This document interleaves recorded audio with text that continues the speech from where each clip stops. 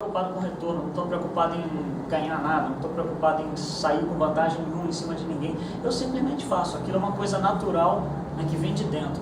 À medida que a gente vai fazendo essas coisas, a gente vai conseguindo identificar que estamos praticando virtudes. E aí os vícios começam a diminuir. Então, à medida que, por exemplo, a gente vai praticando, vai aumentando nossa evolução, vai construindo a nossa evolução, egoísmo cede lugar à caridade, orgulho à humildade e assim vai.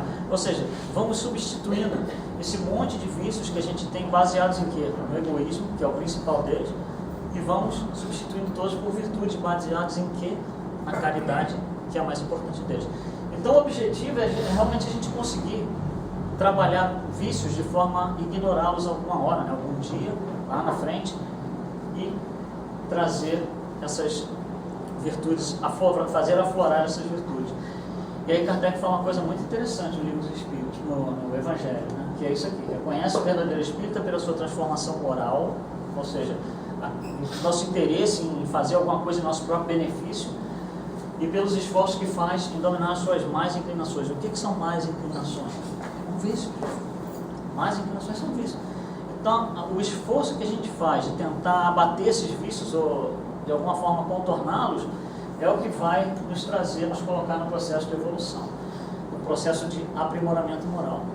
Uma coisa que Kardec coloca no Evangelho sobre aprimoramento moral é a diferença dos diferentes níveis de evolução. Então, por exemplo, imagine que nós aqui, sei lá, digamos 50, 60 pessoas, estamos caminhando em direção à evolução, um grupo, simplesmente caminhando.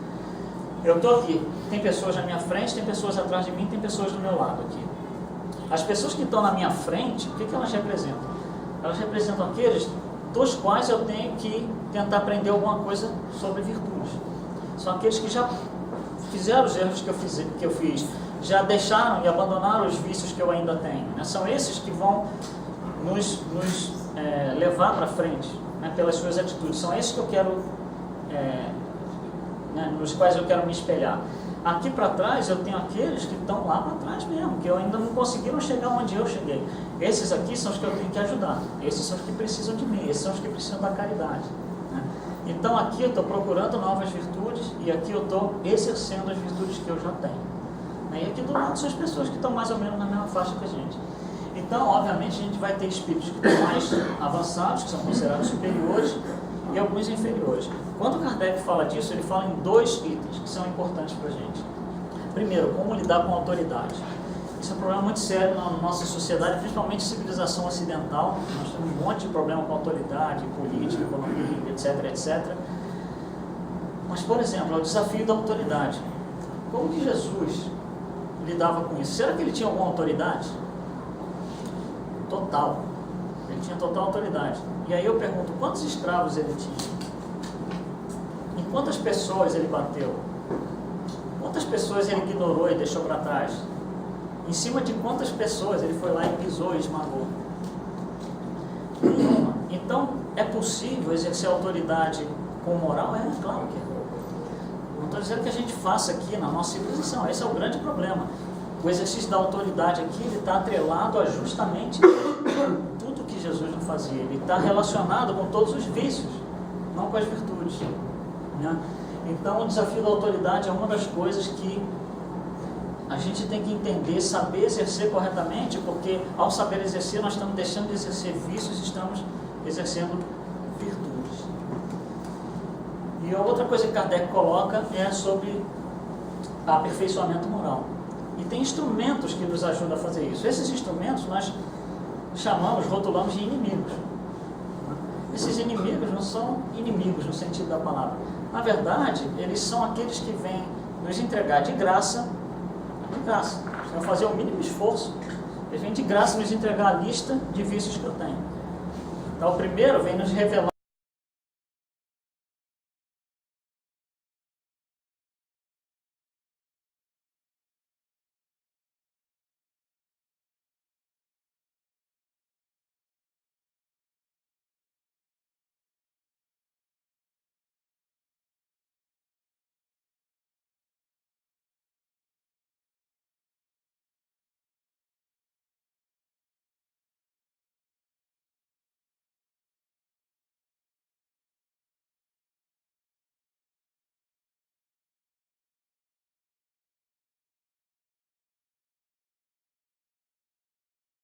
alguma coisa que não está muito boa, existe algum tipo de desequilíbrio que vem da alma, são algum tipo de vício da alma.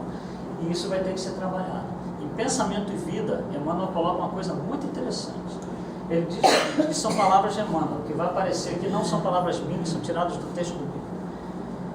À medida que a gente vai praticando orgulho, através de encarnação, após encarnação, quer dizer, a coisa vai virando bola de neve, vai chegar uma época em que isso vai virar depressão nervosa, vai virar uma dessas 4 coisas. Depressão nervosa, que é essa implosão moral, que a gente cai e aparentemente não tem sentido, não vem do nada. Um dia vem depressão.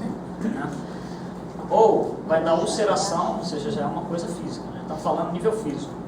Ou vai dar desequilíbrio emotivo, bipolar, por exemplo, né? Algum tipo de distúrbio emocional, e muita gente procura psicólogos e tal para ajuda. Ou isso vai dar disfunção celular. O que é disfunção celular? São doenças degenerativas. Isso é físico. Né? Diabetes, câncer, alguns tipos de doenças de pulmão, são degenerativas. Então, isso daí, Emmanuel nos diz, isso pode ser o orgulho sendo vindo encarnação após encarnação. É quando a implosão moral bate. Quando a implosão moral bate, quem sente é o corpo. Né? E aparece tudo isso aí. E aí a coisa fica interessante, porque se a gente pegar isso aqui, que Emmanuel nos fala, exatamente desse jeito, levar para um cientista e falar, olha, é o seguinte, Emmanuel nos disse isso aqui. O cientista vai olhar para a gente e falar assim, vocês estão loucos? Cadê o estudo científico dele? Cadê a papelada que ele fez? Cadê a pesquisa dele? Em que laboratório que ele usou isso? Porque isso para a ciência não tem valor nenhum, nós sabemos disso. Até pouco tempo atrás, que a coisa começou a mudar. Começou a mudar uns 30 anos, mais ou menos. Um médico, o Dr. Javier Gamarra, ele é paraguaio, mas ele mora aqui no Brasil. Né? Ele é considerado hoje um dos 5 maiores homeopatas do planeta, não do Brasil, planeta.